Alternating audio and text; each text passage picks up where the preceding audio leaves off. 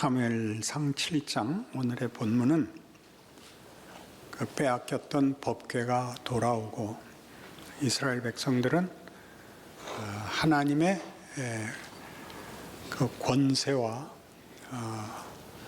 그 능력을 제삼 확인하고 이제 법궤를 빼앗겼던 4장에 나왔던 그 자신들의 불신앙과 그때의 절망, 체념들을 회개하고 다시 하나님 앞에 돌아옵니다.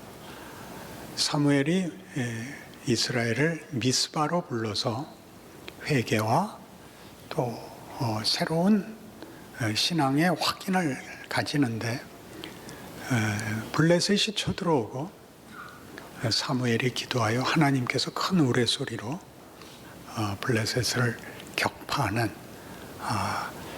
그 멋진 사건이 증언되고 있습니다.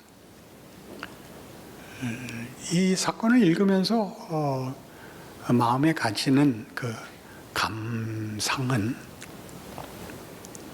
신앙생활이 이렇게 쉬운데, 이렇게 간단하고 분명한데 왜 이렇게 어려울까? 이스라엘 역사는 여기서 끝나지 않으니까, 이건 뭐 시작에 불과하니까 이제 계속 배신할 거고, 앞에도 사사기에서 실컷 했고, 왕정 내내 그럴 것이고, 바벨론에서 돌아와서 또 그럴 것이고, 예수님 와서도 그러고 지금까지 그럴 것입니다. 그리고 우리도 여기 기록된 이렇게 회개하고 기도하고 응답받고 동화책 그 말미같이 행복하게 오래오래 살았더래요는 아니라는 걸 알고 있습니다. 그러니 이 사건을 다시 읽어야죠. 미스바에서의 언약 갱신, 하나님은 하나님이시고 우리는 그의 백성이다. 이 언약 갱신은 시작이 이제 시내산에서부터 합니다. 하나님이 이스라엘 백성을 종되었던 땅에서 구원하시고 시내산에서 율법을 주시며 그 백성에게 이런 약속을 합니다. 나는 너희의 하나님이 되고 너희는 내 백성이 될 것이다. 나는 너희 하나님이 되고 너희는 내 백성이 되는 일은 거룩에 속한 문제다. 나는 거룩한 하나님이고 너희는 나에게 거룩한 백성이 되라. 그렇게 요구하십니다. 거룩하다는 것은 우리가 맨 먼저 떠올리는 우리의 이해는 도덕성인 경우가 너무 많습니다. 거룩하다는 건 도덕성이 아니고 존재론적 특성입니다. 하나님은 모든 존재와 구별되는 권세와 권위와 지위의 존재입니다. 그리고 이스라엘 백성에게 거룩을 요구하는 것은 이스라엘 백성, 그래서 다른 모든 인류와 구별되는 하나님의 백성이 가지는 하나님의 자녀라는 이름의 독특한 정체성을 가져야 됩니다. 그리고 이 일은 약속된 땅 가나안에 들어가서 이스라엘 백성들이 들어갈 때부터 거부해서 광야 40년을 지나게 되고, 그 후에 들어간 여호수아와 갈렙을 앞세워 들어간 후에도 하나님의 명령을 지키지 않아 가나안 원주민을 쫓아내지 않고 타협하고 살게 되자 여호수아 24장에서 여호수아가 죽을 때쯤 되어 그들을 세겜에 불러 언약 갱신을 합니다. 그때 언약 갱신은 이것이었습니다. 우리가 믿는 하나님은 우리를 종되었던 애굽 땅에서 구원해내고 이 약속의 땅을 주신 신실한 하나님이시다. 너희가 이 하나님을 외면하고 적당히 이 땅에 사는 사람들의 생활 방식, 곧 우상을 섬기며 사는 것이 그저 보이는 것이 전부인 것까지 타협하고 살고 있는데 그럴 수 없다. 너희가 하나님을 택할지 우상을 택할지는 너희의 책임이지만 나와 우리 집은 여호와만 섬기겠다. 이런 충성서약을 합니다. 이스라엘은 여호수아의 이 격려에 힘입어 다 같이 우상을 제하고 하나님만 섬기기로 충성을 약속합니다. 이 충성은 배타적 충성입니다. 그래서 배타적 충성이라는 것은 하나님 이외의 것은 다 버리고 하나님만 유일한 충성의 대상으로 삼겠다라는 서약입니다. 그리고 미스바에서는 회개가 덧붙여집니다. 그렇게 못 살았거든요. 그것은 바로 앞에 있었던 법궤 사건에서 분명하게 드러나는데, 법궤 사건이 가지는 중요한 의의는 이스라엘은 하나님을 조작할 수 있다고 생각한 것입니다. 우리 세상 일반적 상식이 그렇듯이 종교란 마음의 평안을 얻거나 위안을 가지거나 또는 초월적 능력을 빌려오는 것 정도로 생각합니다. 이스라엘도 당연히 그런 혼란과 믿음의 타협의 경우를 여러 번 가지게 돼서 법궤를 모셔와 전쟁을 이기고 싶은 방식으로 하나님을 방법으로 쓰고 목적과 운명은 자기네가 선택하는 그 문제에 대하여 여기 회개가 등장을 하게 되는 겁니다. 그런 차원에서 회개를 한다는 것은 우리 자주 실패하듯이 과거를 뉘우치는 것이 회개가 아닙니다. 회개란 하나님 외의 것에 타협을 하거나 빠졌던 것을 돌이켜 하나님에게 충성을, 충성을 드리는 것입니다. 이 돌아옴이 없고 과거를 씻어내는, 흠결을 제하는, 그걸 애통해 하는 것이 하나님을 섬기는 것을 전부 이렇게 막고 있는 꼴이 됐습니다. 그래서 회개들이 너무 비중이 많습니다. 시시콜콜한 모든 바늘 잃어버리다 못 찾았을 때 쌍소리 한 것부터 시작해가지고 모든 어떻게 해서든지 하나라도 남김없이 씻어내면 할 일을 다 한 것 같이 생각하는 것은 정말 우스꽝스러운 일입니다. 하나님께 와야 되는, 하나님께라는 것은 그분이 가치와 운명과 내용과 의지를 그분이 갖고 있다는 뜻입니다. 그에게 맡기는 것. 회개가 그겁니다. 그러니까 기도하죠. 기도란 내 소원을 아뢰어 제가를 받아야 됩니다. 내가 원하는 걸 받는 게 기도가 아니라 난 이렇게 했으면 좋겠는데 하나님 뜻은 어떻습니까? 하나님이 그렇다 아니다를 말하는 것이 아니라 그건 그런 일이 아니다. 그러니까 훨씬 많습니다. 기도의 응답을 받지 못하는 부분은 다 그겁니다. 그만할래요? 싫어요? 그러니까 하나님이 가만 계시는 건 뭡니까? 안 풀어주는 거죠. 지금 네가 원망하는 지금의 정황, 지금의 현실이 네게 유익한 거다. 견뎌라. 견뎌라라고 좀 말씀해 주시면 좋겠는데 그 말도 안 하시죠. 왜 안 하죠? 대답할 가치가 없어서 그렇습니다.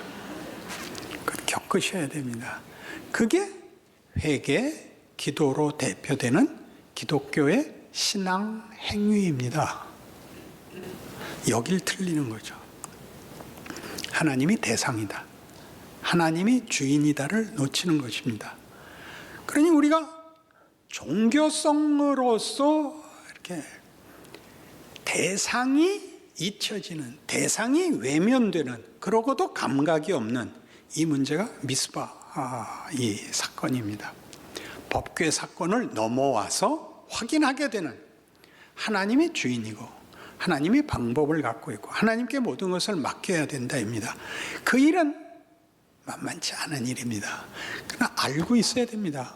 우선적으로 모든 문제는 잘잘못의 문제거나 혹은 평안과 안심의 문제가 아니라 하나님이 우리를 하나님이 목적하는 내용과 운명을 만들기 위하여 택한 과정이라는 것, 하나님의 방법이라는 것을 알고 있지 않으면 늘 비명밖에 지를 것이 없습니다. 너무나 많은 신앙인들이 이 비명에 붙잡혀서 모든 그 신앙 행위의 가장 중요한 내용이 원망이 되고 맙니다. 하나님, 제 처지는 알고 계세요? 하나님은 어디 계세요? 왜 대답을 안 하세요? 온통 여기에 집중되어 있어서 넋이 빠져 있습니다. 이렇게 간단하고 이렇게 쉽다고 얘기할 수 있는 미스바 사건 같이 하나님은 하나님이시고 우리 기도를 들으시며 응답하신다. 이 당연한 것이 해결이 쉽게 나서 당연하고 간단한 게 아니라 하나님의 목적은 너무나 분명하고 타협하지 않고 오늘도 그렇게 일하신다는 차원에서 단순하게 짝이 없고 너무 분명하고 너무 진지하시다, 그런 뜻입니다.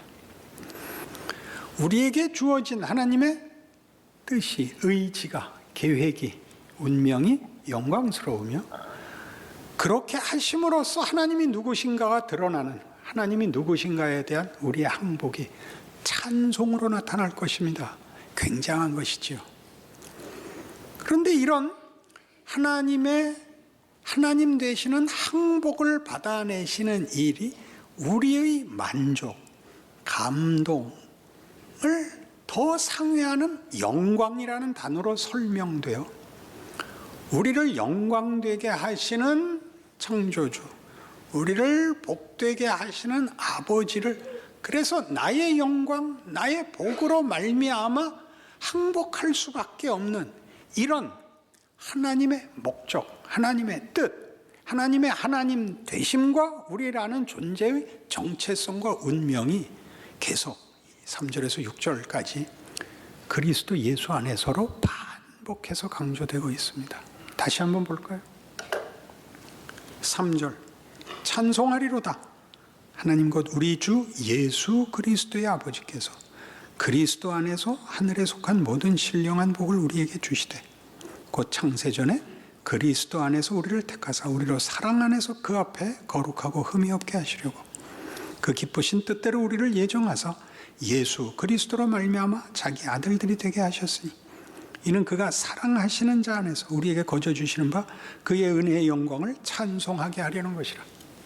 모두가 예수입니다. 그러니 이렇게 가시면 안 됩니다.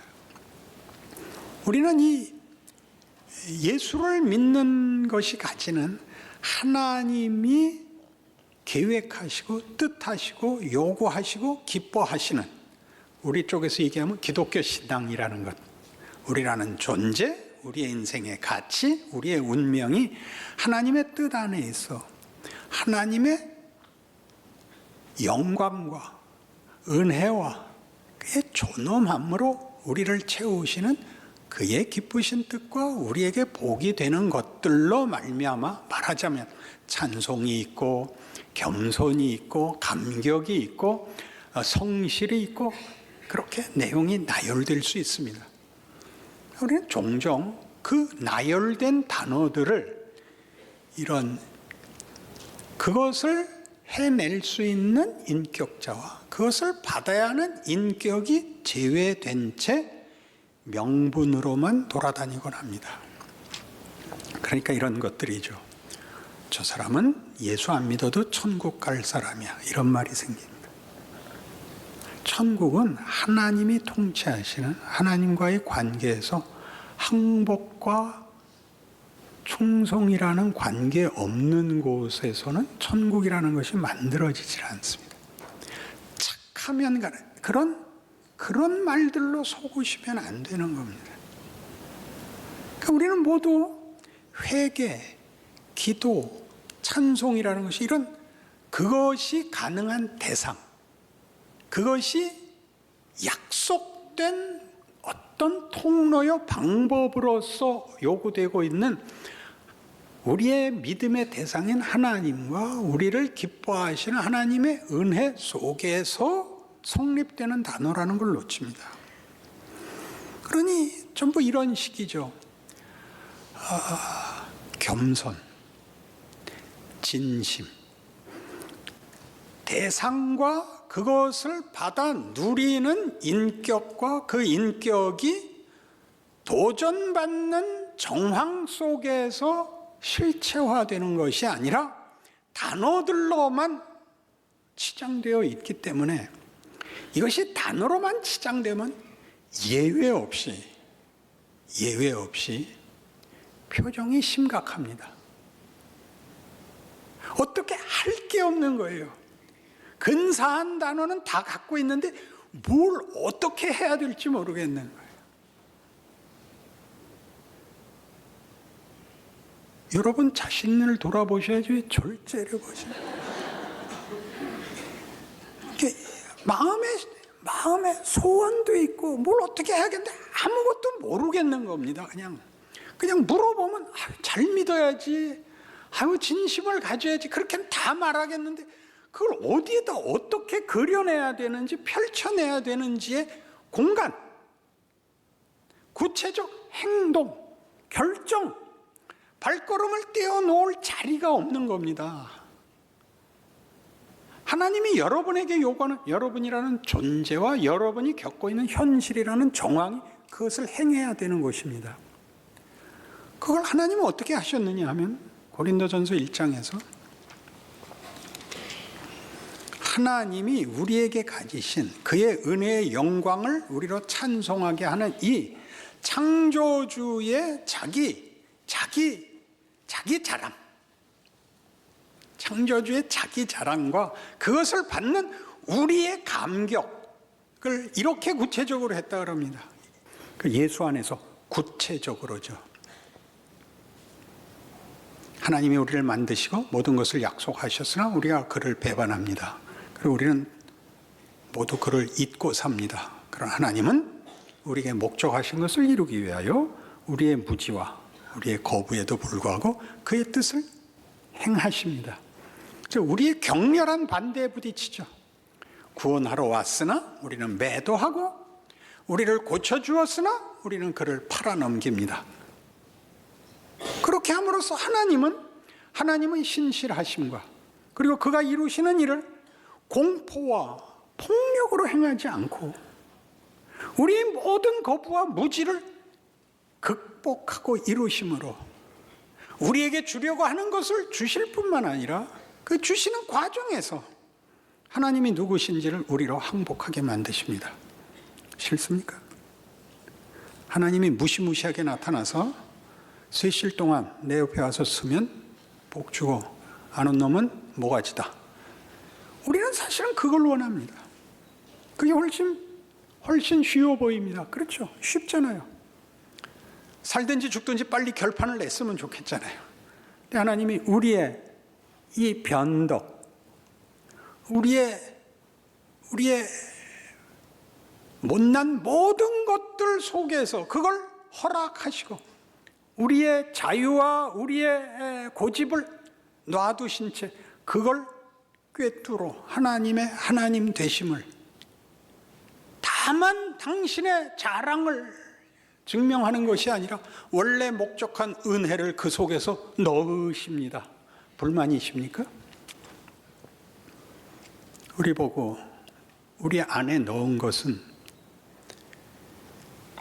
바람을 받아서 날아가듯이 비탈길이라서 굴러내려가듯이 얻어진 것이 아니라 우리 안에 가지는, 하나님이 가지는 자유이듯이 우리 안에서 우리의 것이 되라고 그렇게 요구하십니다. 모든 위협과 유혹 속에서 그것들에 지지 말고 너라는 정체성과 하나님이 네게 준 이 내용들로 너는 그 정체성과 자랑과 가치를 가지라. 그 요구하는 것이 십자가에 녹아 있는 것입니다.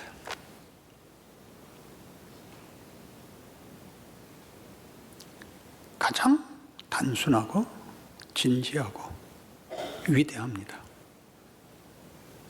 여러분이 신앙생활을 어디서 놓치고 있는가 단번에 알 수 있습니다. 이 방법이 싫습니다. 그죠? 우리가 원하는 건 뭐죠? 고통을 면하고 자존심을 세우는 걸 원합니다. 십자가는 이 두 개가 깨질 수밖에 없습니다. 가장 고통스럽고 수치스럽고 지는 꼴로 이 길을 가야 됩니다. 그것은 희생이나 무슨 다른 말로 변명을 할 필요가 없는 하나님의 지혜입니다. 그건 거기서만 만들어진답니다. 눈물 없는 승리는 아무 내용을 못 담습니다. 그저 운이 되고 맙니다. 울고 가슴을 찢고 머리를 쳐박고 울어야 그것은 자기 것이 됩니다. 승리란 다만 승부가 아니라 그보다 훨씬 큰 내용을 담곤 하죠. 여러분 인생에 대해서 여러분이 가지는 최고의 불만이 뭐예요? 원망이죠. 예수 믿는 게 기대 같지 않다 이거예요. 성경이 말하는 건 뭐예요? 웃기지 말아요. 제 성경은 분명히 그렇게 써 있어요. 웃기지 마라. 처음부터 얘기했다. 예수를 믿으라 그랬다. 승리를 믿으라 그러지 않았다. 권력을 믿으라 그러지 않았다. 이렇게 처음부터 나오는 거예요. 누가 속였을까요? 스스로가 속았죠. 왜 이런 식으로 이런 방법으로 해야 되느냐고요? 웃음으로는 담을 수 없는 깊이를 하나님이 요구하기 때문입니다. 그래서 예수 없이 하나님과의 관계 없이 하나님이 주시는 내용으로서의 가치와 내용을 가지지 않은 덕목이 되면 거기는 꼭 이게 있습니다. 비난이 있습니다. 비난. 나 같지 않은 사람을 비난해야 내가 상대적으로 확인이 됩니다.